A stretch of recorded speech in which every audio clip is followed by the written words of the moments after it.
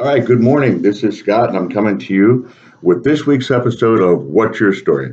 So, what's your story? Today, I'm going to share a story with you. It takes place in early April 1979. It's Family Day at Young Township Park, opening day of trout season.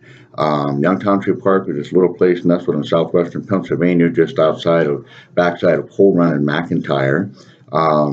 And it was a beautiful park that just nestled in the woods, had a nice baseball field where kids went to play little league. And so here we go, 1st of April, chilly and cold.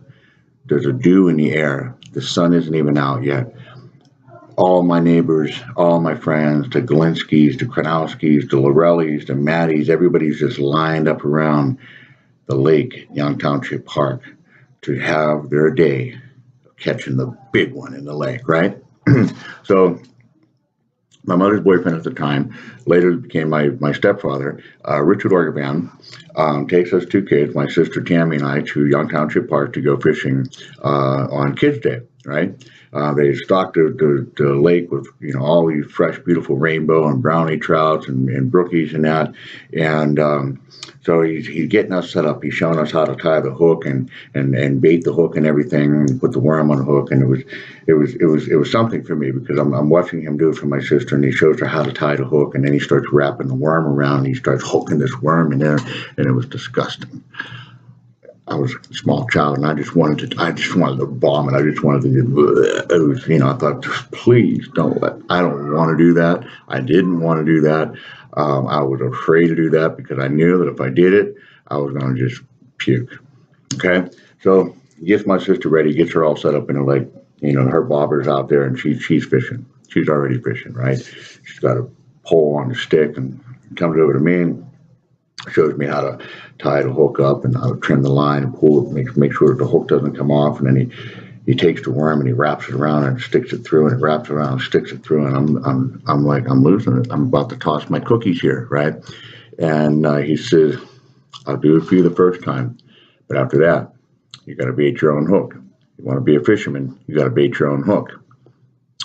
Okay, I got this, right? So he gets me all set up, puts the split shots on the line for me. He sets the bobber so it doesn't fall off when I do my casting. And he says, "Okay, Scott.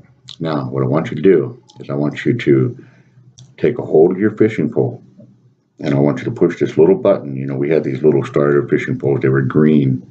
I remember they were green, maybe 3 or 4 foot length, and 4 foot length at the maybe 5. Who knows? Probably 10 foot. But if you want to really expand, anyways, he says, put your button on, put your thumb on this button here, and when you come back, what I want you to do is I want you to come back behind your head like this, and when you come forward, I want you to come forward as hard as you can, and I want you to release it like you would a baseball."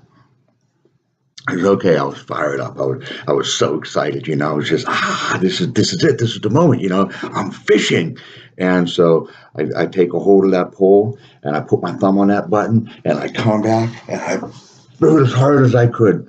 I released everything.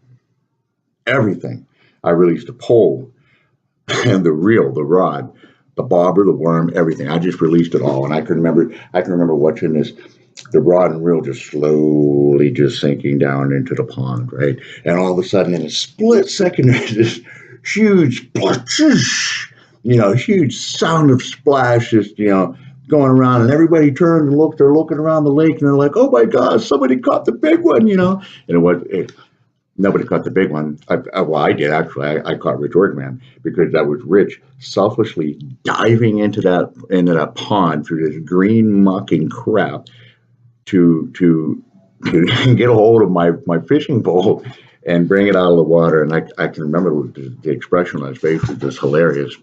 I'm standing there looking at him like the little kid, like, okay, I knew that was not right. I knew that something was definitely wrong there. I knew that he wasn't supposed to be in the water, right? I knew that. However, in his humbleness, he comes out of the pond, he comes out of the pond, and he's just dripping with this muck, green algae, slime all over his body, and he got this wad of Red Man side chew in his mouth, and he says, "Okay, that was my fault. You did exactly what I told you to do." He says, "Let's try this again." And in my mind, I'm thinking, "Please let the worm be on the hook. Please let the worm be on the hook. Please let the worm be on the hook."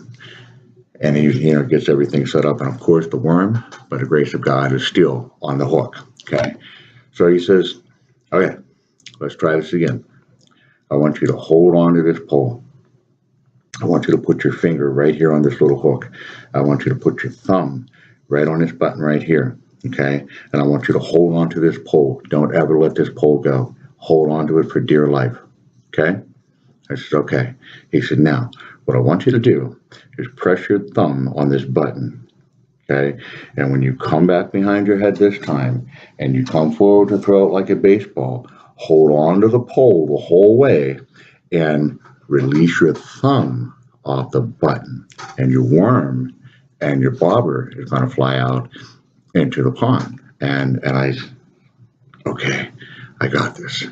So I do exactly what he tells me to do. I hold on to that pole and I hold on to that fishing rod. I mean, I hold on to it for dear life, and I hook my little finger there and I push my little thumb down on that button, and I come back and I release that line, and that worm went flying out into that lake about 15 or 20 feet. Now, I'm a 6-year-old kid, so 15 or 20 feet was just tremendous, Why am I telling you this story? I'm telling you this story because today I want to talk to you about challenges, okay? Some of the things that I remember so most about this story was, first of all, the challenges that Rich faced. The challenges of taking two toddlers, two little kids, to Young Township Park to teach them how to go fishing. The challenge to teach these kids how to tie a hook and how to bait that hook. And then obviously, the challenge of patience, because I knew, like I said, I knew when I threw that rod and reel into the water, just something wasn't right. But it was a challenge to test his patience. And he was very humble and he was very selfless. So he faced a lot of challenges on that day. But what did I face? The challenges that I faced were learning how to simultaneously release my thumb off that button and while hanging on to the rod. Right, not letting it all go into the lake, but actually hanging on to it.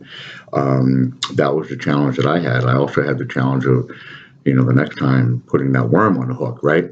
So, but from that challenge at such a young time in my life, it's taken me from being a kid, a little snot-nosed kid that threw the fishing pole and everything into the lake, to being a pretty great fisherman. Probably not as good as Rich was in his life, but it made me appreciate the sport. And as I grew older, I loved to be out on the open stream and just taking it down the stream and fishing all day long. I just loved doing that, and that was one of the great joys of my childhood.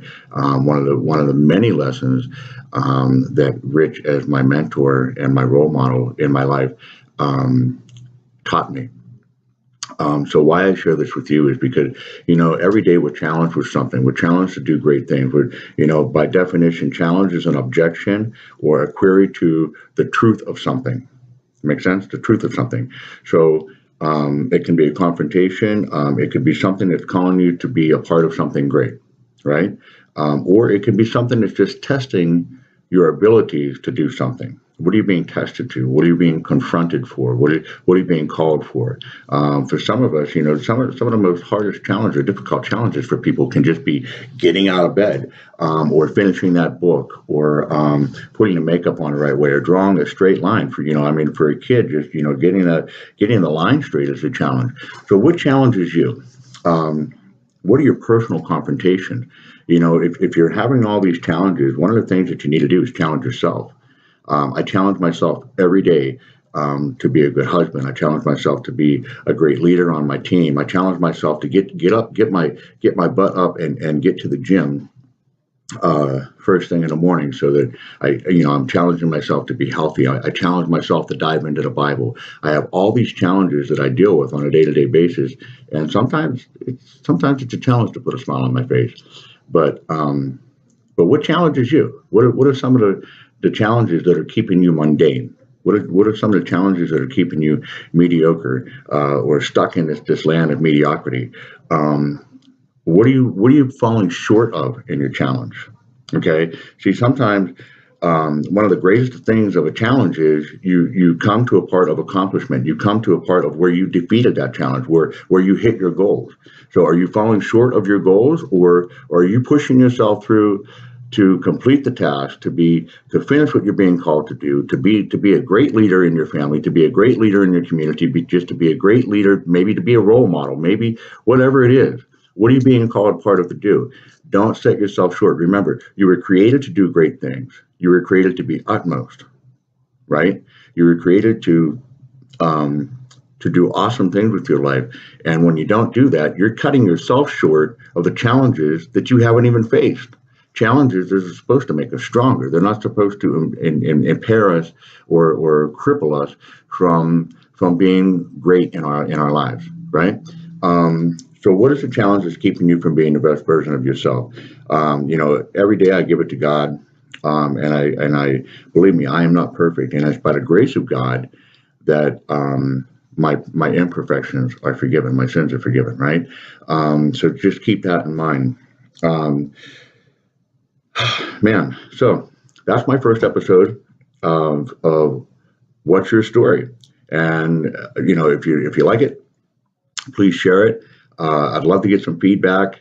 Sometimes if you follow me on Facebook, you see that I post a lot of positive things, and sometimes I get some feedback on that. Sometimes I don't. I mean, you can like it or you don't like it, whatever. I don't care. It's not going to hurt me. It's not going to bother me. But challenge me. Challenge yourself to challenge me